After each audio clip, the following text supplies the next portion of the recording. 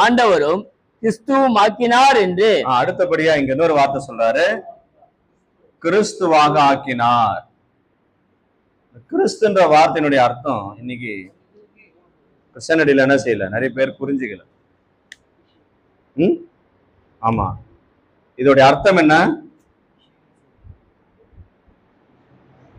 அபிஷேகம் செய்யப்பட்டவர். இஸ்ரவேலுக்குள்ள பார்த்தீங்கன்னு சொன்னா, ஒரு தேசத்தை ஆளுவதற்கு ஆசாரியர்களால, பிரதான ஆசாரியர்களால ராஜாவாக என்ன செய்யப்படணும்? அபிஷேகம் செய்யப்படணும். இந்த வழக்கம் அவங்களுக்குள்ள இருக்கு. அப்போ இந்த வழக்கத்தின்படிதான் அவங்க சொல்லப்படுகிறாரு. இயேசுவானவரையும் தேவன் என்ன செய்தாரு? அபிஷேகம் பண்ணினார். அப்போஸ்தலர் நடபடிகள் அதிகாரம் 10:38.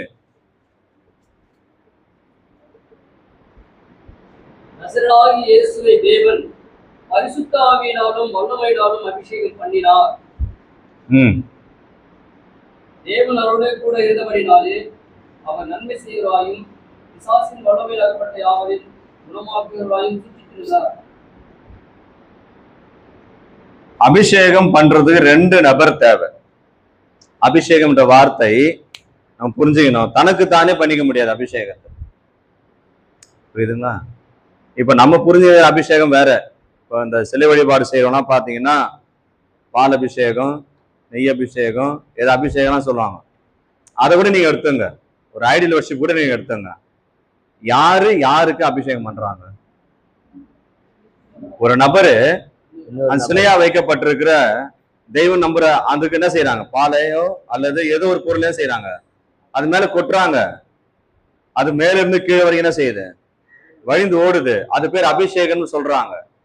அப்போ அங்க வைக்கப்பட்டிருக்கிற அந்த சிலையே தனக்கு தானே அந்த பொருளை ஊற்றி கொள்ளுமானா அது பேர் அபிஷேகமா? அது பேர் குளியல். தனக்கு தானே ஊத்திக்கிட்டா அது பேரு குளியல். அபிஷேகம் சொன்னா அது எத்தனை பேர் தேவை? 2 நபர் தேவை. அது போல ஆவிக்குரிய ரீதியில இங்கே இயேசுவை யார் அபிஷேகம் செய்யப்பட்டார்?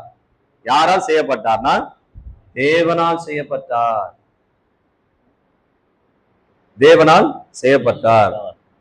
அப்போ கிறிஸ்துன்னு அர்த்தம் கேளுங்க யாருக்கிட்டையாவது. கிறிஸ்துனா என்ன அர்த்தம்? கிறிஸ்துனா செய்யப்பட்டார். சரி சரி. அப்ப செய்யப்பட்டார்னா கிறிஸ்துவாக இயேசுவை அபிஷேகம் செய்தது யாரு? தேவன் செய்தார். அப்ப தேவனுடைய அதிகாரத்துக்கு விரோதமா ஒருவர் எதிர்த்து நிற்க கூடாது, முடியாது. யூதர்கள் எதிர்த்தாங்க. இயேசுவை கிறிஸ்து என்ன செய்யல?